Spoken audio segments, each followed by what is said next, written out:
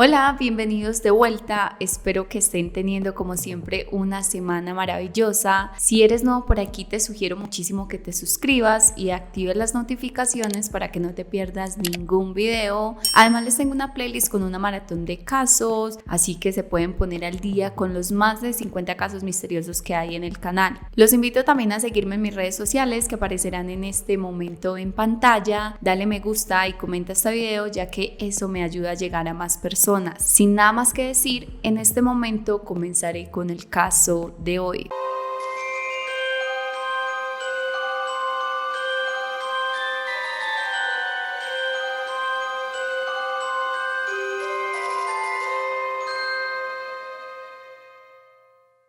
Esta historia se desarrolla en Oak Harbor, Ohio, en los Estados Unidos. Allí vivía la familia Leeds. En el 2001, William Leeds, de 44 años, más conocido como Billy, y Susan Leeds, de 37, habían decidido darse una segunda oportunidad en el amor después de que sus matrimonios anteriores no funcionaran. La mujer llegaría a vivir junto a sus dos hijos, Devon, de 9 años, y Derek, de 14, a la casa de su nuevo esposo, quien se encontraba viviendo con su hijo de su relación anterior, llamado William, pero era más conocido como BJ y quien tenía aproximadamente 15 años para ese momento. Para que no haya ninguna confusión en la narración, me voy a continuar refiriendo a él por su apodo durante el transcurso del relato. El divorcio de William y su ex esposa había sido sumamente tormentoso y trajo aparentemente diversos problemas mentales en la vida de su hijo, debido a que este era sumamente apegado a su mamá y de hecho, según dicen los profesores del colegio donde estudiaba el chico antes de la separación de sus padres, era la madre quien siempre estaba al pendiente de la vida escolar de su hijo, la que siempre iba a reuniones y la que siempre lo recogía a la salida de este.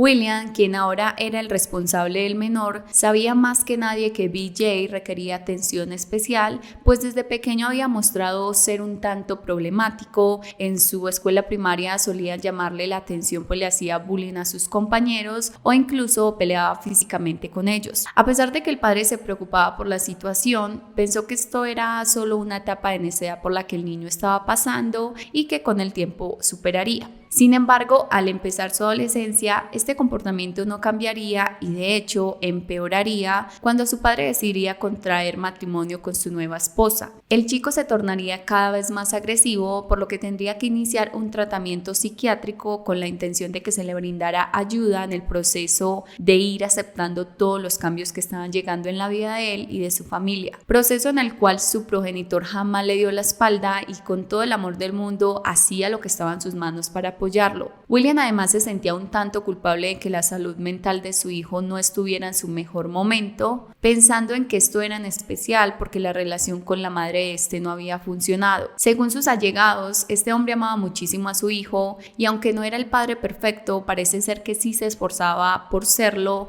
especialmente ahora con la ausencia de su ex esposa en la vida del menor. Respecto a esto, les cuento que no pude encontrar mucha información sobre por qué BJ terminaría viviendo con su padre en vez de su madre. Algo tuvo que pasar ahí, pero no logré encontrar qué fue. A pesar del amor hacia su hijo y toda la atención que este requería, en el fondo William también deseaba encontrar su propia felicidad y sería así como después de mucho pensarlo, decidiría proponerle matrimonio a Susan e invitarla a vivir junto a ellos. Incluso al parecer él mismo pensó que esto podía ser algo positivo para BJ al tener presente esa imagen materna que tanto extrañaba. Con el paso del tiempo, la situación en vez de mejorar empeoraba aún más. La relación entre Susan y BJ era muy mala, tenían discusiones todo el tiempo, donde incluso tuvieron que llamar a las autoridades para que ayudaran a controlar la agresividad del chico hacia su madrastra, a quien él mismo gritaba que detestaba como a nadie en el mundo. Él no apoyaba el hecho de que su padre hubiese traído un reemplazo de su progenitora, o al menos así era como él lo veía. Sumado a esto, el chico tampoco pudo crear una relación amena con los hijos de ella, a pesar de que tenían edades similares, así que todo en el hogar de los Leeds era un caos en ese momento. En el año 2002, William tendría que llamar a la policía cuando su hijo habría amenazado con matarse a sí mismo si su madrastra continuaba viviendo con ellos. De acuerdo al reporte de las autoridades, cuando ellos llegaron a la escena, el chico se puso sumamente agresivo con ellos e incluso los atacó, por lo que terminaron arrestándolo e imputándole cargos por agredir a un agente policial. Un juez, por alguna razón, lo condenaría a arresto domiciliario, o sea, su condena fue seguir en su casa pasando tiempo con la persona que más odiaba. En octubre de 2004, BJ tendría nuevamente una discusión con Susan, pero en esta ocasión la agrediría físicamente dándole un fuerte golpe en su pecho. 2 meses después, la mujer se vería obligada a poner una denuncia en contra de su hijastro cuando éste la golpeó en la cabeza con una taza de café antes de agarrar las llaves de su auto para robárselo. Aparentemente, tanto el cargo de robo como el de ataque físico serían después desestimados cuando, después de que el chico fuera a juicio, se le declarara incompetente para una condena debido a su estado mental. A pesar del comportamiento de su hijo, William jamás renunció a él y trató de ayudarlo como podía. Trataba de ganar de vuelta su amor y continuaba con mucho esfuerzo pagándole el tratamiento psiquiátrico que necesitaba. Después de este último ataque, el chico sería internado en un centro que se especializaba en pacientes con esquizofrenia y trastorno bipolar, ya que ese era el diagnóstico que le habían dado a él unos años atrás. Lamentablemente, ni siquiera allí pudo cesar la furia del joven y, incluso estando internado, tendría 3 discusiones con los trabajadores del lugar. Lamentablemente, al regresar a su casa después del tratamiento, las cosas no mejoraron y otras situaciones continuarían ocurriendo. Por ejemplo, en una ocasión, mientras Susan se bañaba, BJ, quien tenía 18 años para ese momento, sacaría a uno de los hijos de ella fuera de la vivienda y le pondría seguro desde adentro para que no pudiera volver a entrar. Mientras tanto, él se dirigiría hacia donde se encontraba su madrastra para atacarla. Afortunadamente, ella se pudo defender y evitarlo. Aparentemente al chico no le gustaba el hecho de que ella hubiese llegado a su casa a imponer reglas o a tener autoridad sobre cómo se manejaba todo ahí. BJ sabía cómo podía manipular a su padre, pues era de un temperamento mucho más calmado y además sentía lástima por su hijo porque ya no estaba con su madre biológica. Sin embargo, su madrastra era una mujer muy diferente y, por supuesto, como parte ahora de la familia, quería construir un hogar junto a su esposo, pero para esto tenían que haber nuevas normas y nuevos cambios en la vivienda. Entre esos, cumplir con sus deberes religiosos y asistir a la iglesia cada domingo. Después de aquel incidente, por obvias razones, Susan se sentía completamente en pánico y no se sentía tranquila en la vivienda con su hijastro. Este hecho pondría entre la espada y la pared a William, pero en una entendible situación de rabia hacia su hijo por lo que hizo. Sería así como este padre decide que BJ, quien ya para este punto era mayor de edad, no podría continuar viviendo con la familia por la tranquilidad especialmente de su esposa, porque la realidad es que él, a pesar de lo mucho que se quejaba con sus amigos sobre el comportamiento del joven en diversas conversaciones, estas también siempre terminaban con la frase: BJ nunca nos lastimaría,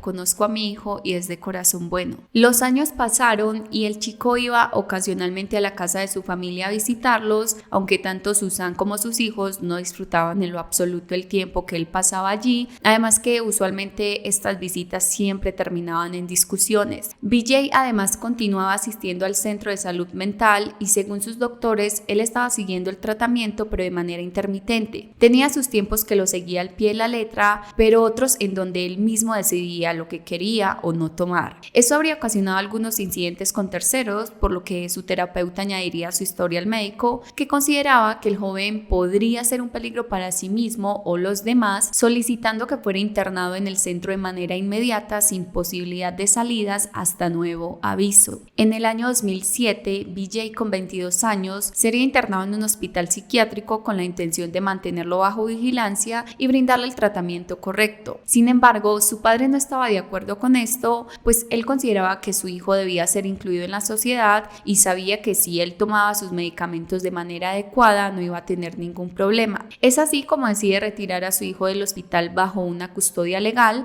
en donde él asumiría la responsabilidad por sus actos al momento de irse del centro. A partir de ese momento, la rutina de la familia Leeds consistía en que BJ viviera en una casa aparte que también era propiedad de su padre y la cual no estaba muy lejos de donde todos vivían. El chico usualmente visitaba a su familia, pero como se menciona anteriormente, la mayoría de las veces esto terminaba en discusión. Además, algo sumamente extraño comenzaría a ocurrir en el barrio. Cada vez que BJ llegaba a saludar a su padre, una mascota de algún vecino desaparecía. La verdad es que debido a los antecedentes que él tenía, la misma comunidad sospecharía que el joven se estaba robando las mascotas para torturarlas y asesinarlas. Sin embargo, nadie tenía las pruebas suficientes para acusarlo de esto. William comenzaría a evitar que su hijo se acercara a su propiedad, así que para que no fuera, cada tanto lo invitaba a hacer viajes los fines de semana para una pequeña cabaña de la que eran dueños, en donde solían intentar cazar algún ciervo para alimentar a la familia, y también tenían conversaciones profundas sobre los problemas que BJ estaba pasando,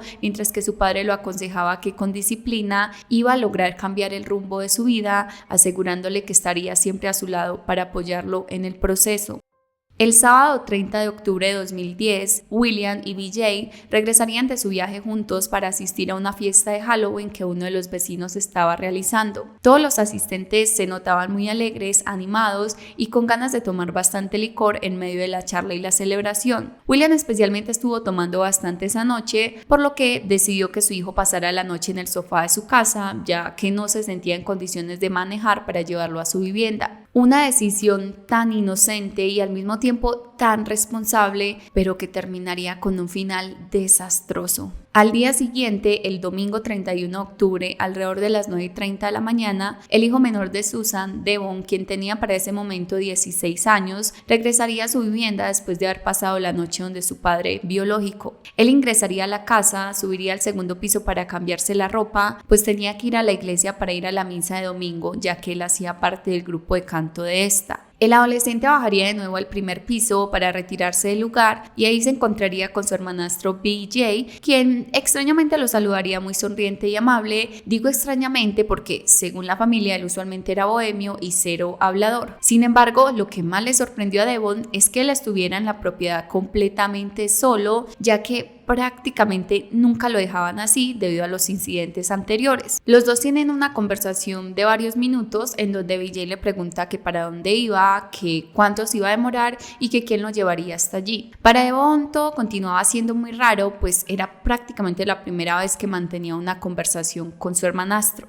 En todo caso, él respondería a las preguntas y después se retira de la casa sin mayor novedad. Ese mismo día, después de que la misa se terminara, Devon regresaría a su vivienda, entra inmediatamente como cualquier otro chico de su edad, se dirige a su habitación y allí se encierra a jugar videojuegos por un par de horas. Un rato más tarde le empezaría a llamar la atención el profundo silencio en su hogar. No entendía por qué nadie estaba viendo televisión o en la cocina o haciendo cualquier otra cosa que hacen las personas los fines de semana. Además de que su mamá nunca dormía hasta tan tarde. El adolescente se dirige a la habitación de sus padres y se percata que ellos aún se encuentran acostados en la cama. Él empieza a preguntar a Susan que a qué hora se iba a levantar, pero no recibió respuesta alguna. Devon se empieza a acercar por un lado de la cama, cerca donde estaba su madre, y allí nuevamente le habla, pero no hay respuesta. El pie de la mujer se encontraba por fuera de la sábana, por lo que él empieza a tocarla a ver si así despertaba, pero sin éxito. El chico entonces les quita las sábanas delicadamente, las cuales cubrían también sus cabezas, y lo primero que nota es que las almohadas de ambos estaban encharcadas literalmente en sangre, pero él en ese momento piensa que es un tipo de broma que toda su familia le estaba haciendo, como suele pasar precisamente en estas fechas de Halloween. Sin embargo, solo un par de segundos después, el pánico invadió su cuerpo y se acababa de dar cuenta que en realidad Susan Leeds, de 44 años, y William Leeds, de 53, estaban muertos. Devon saldría corriendo de la casa y llamaría a su tía para que lo ayudara. Acto seguido, ella llamaría a las autoridades mientras se dirigía hacia el lugar. Esta sería la llamada que mantuvo con las autoridades, y aún más desgarrador, el preciso momento en que ella llega a la casa, entra a la habitación y encuentra a William, o como lo llamaban de cariño Billy, tristemente sin vida.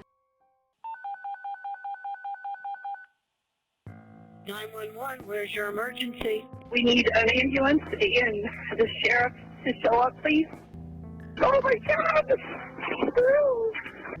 Bill's in the bed. He's dead. He's got to be dead. Okay. Did it look like maybe he was shot? Oh, he's either shot or stabbed or something. Cuando la policía llegó a la vivienda, la escena sería lamentable. William había muerto de 5 disparos en la cara, aún acostado en la posición en la que aparentemente se había quedado dormido la noche anterior. Susan, al igual que su esposo, había muerto por impacto de bala, recibiendo 3 de estos en su cabeza, aunque fue encontrada en la cama de manera extendida como si la hubieran movido. Adicionalmente tenía signos de abuso sexual ocurridos después de su muerte. Al explorar un poco más el hogar, las autoridades se encontrarían con una habitación que tenía el seguro puesto desde adentro. Después de lograr abrirla, se llevarían una terrible sorpresa. Había una víctima más y este se trataba del hijo mayor de la mujer, Derek, de 23 años en el momento. Él también sería encontrado en su posición de dormir, acurrucado mirando hacia la pared, pero con un impactante golpe en su cabeza con un objeto contundente que lo dejaría al instante sin vida. En una intensa búsqueda de evidencia en la vivienda, se hallaría un martillo con sangre que coincidía con la herida de la que había sido víctima Derek. Se pudo determinar que cada uno de los miembros de la familia habían sido asesinados uno por uno mientras dormían tranquilamente en sus habitaciones. Primero había sido Derek, después William y por último, y en quien era evidente debido al abuso sexual un ensañamiento profundo, Susan. Se cree que los asesinatos ocurrieron alrededor de las 6:30 de la mañana del 31 de octubre, ya que una vecina recordaba haber escuchado sonidos como de disparos. Asumiendo que haya sido en esa franja horaria, eso querría decir que cuando el hijo menor de la mujer llegó a su casa después de visitar a su padre, toda su familia ya había sido asesinada, pero por alguna razón su hermanastro le permitiría a él vivir a pesar de que ellos tampoco tenían una buena relación. Aunque igual se hace un poco extraño que antes de irse a la iglesia, BJ le haya preguntado que cuánto tiempo se demoraba. En efecto, cuando la policía registra la casa de los Leaks, no encontraría a BJ por ninguna parte, así que el siguiente paso sería hallarlo. Adicionalmente, la tía que había venido a socorrer a Devon le había mencionado al hijo de William a las autoridades, comentando que él había pasado la noche allí y que en ocasiones anteriores había amenazado a Susan. His son DJ was here last night. They were going to go hunting. They've had a lot of trouble with him, with the law, and he's threatened Susie before.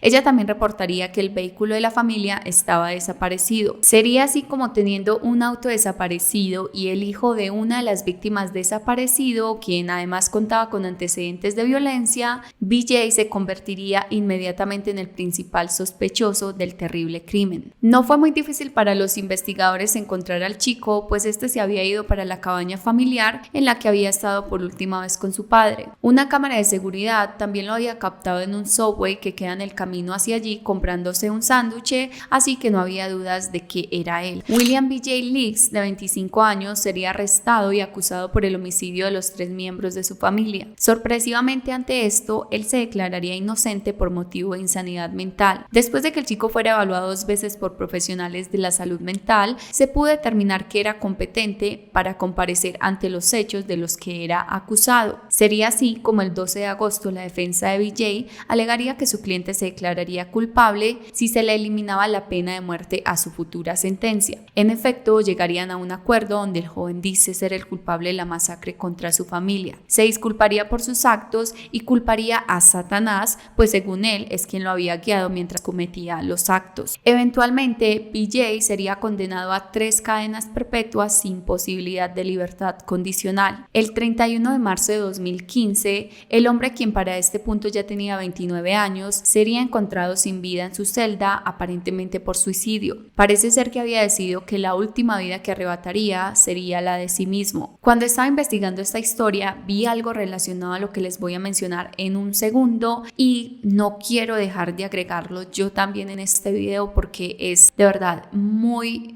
importante finalizar este caso aclarando que jamás pretendo desinformar informar, especialmente frente a las enfermedades mentales en este tipo de situaciones tan lamentables. Si hay algo que tienen en común estas historias es una persona que lucha con su trastorno y su problemática para seguir las instrucciones que los profesionales le recomiendan a pesar de la constante ayuda y apoyo de sus allegados. Sin embargo, esto no debería crear ningún estereotipo, ya que solo porque alguien padece alguno de los trastornos anteriormente mencionados u otros, esto bajo ninguna razón significa que porque alguien tiene esto se va a convertir en un asesino o un psicópata o que pueda llegar a ser incluso violento o agresivo de otras maneras. Con un diagnóstico correcto y con un tratamiento adecuado es muy probable que la persona se ajuste y pueda ser parte de la sociedad como cualquiera de nosotros. Yo soy muy consciente que aún se luchan los estigmas detrás de la salud mental en general o cualquier otra condición neurológica típica, y con este tipo de historias no quiero y me niego rotundamente a ser parte del retroceso en este tema. Bueno, esto sería todo por el día de hoy. Muchísimas gracias por escucharme, de verdad lo aprecio mucho, y las personas que se toman el tiempo de dejarme su comentario, gracias también, porque la verdad es que es muy interesante leer todas sus opiniones o teorías respecto a cada una de las situaciones que tratamos acá, y es algo que también me hace sentir muy motivada verlos a ustedes también interactuando con el contenido que toma muchísimo tiempo para hacer. Entonces nada, nos vemos en una próxima oportunidad, no sin antes recordarles que se cuiden muchísimo, y como ya les dije en otros videos anteriores, lo que voy a seguir agregando acá es que confíen en sus instintos. Pilas, chao.